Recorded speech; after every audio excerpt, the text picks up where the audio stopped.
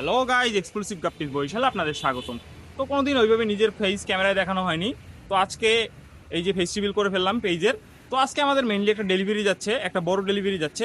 তো কী কী ডেলিভারি যাচ্ছে আপনারা একটু দেখাই, ঠিক আছে? অলরেডি কিন্তু মাছগুলো প্যাকেজিং হয়ে গেছে, তো এখন মাছগুলো আপনাদের একটু দেখাই।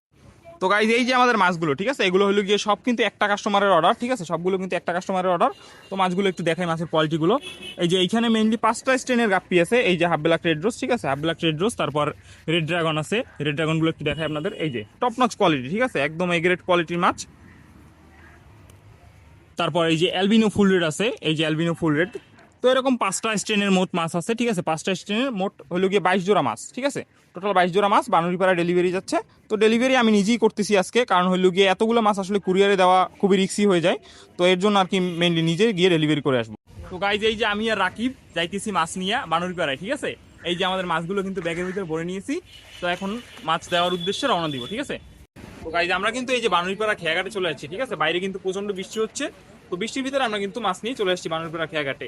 গাইজ এই যে আমরা কিন্তু কাস্টমারকে এই যে মাছগুলো বুঝিয়ে দিচ্ছি, ঠিক আছে।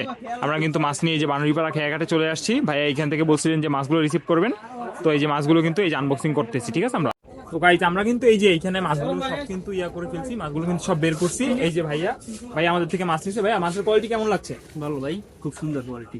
ধন্যবাদ ভাইয়াকে। তো গাইজ এই যে মাছগুলো কিন্তু সবগুলোর উপরে নাম, এই যে মার্কার দিয়ে নাম লিখে দিছি, ঠিক আছে। প্রতিটা মাছের গায়ে কিন্তু কোনটা কি আইটেমের মাছ সবগুলো নাম লেখা হয়েছে, যাতে ভাইয়া চিহ্নিত করতে সুবিধা হয়। তো এই মাছগুলো ভাইয়া নিয়ে এখন পার্সোনালি নিজের ফার্মে ব্রিডিং করাবে, ঠিক আছে।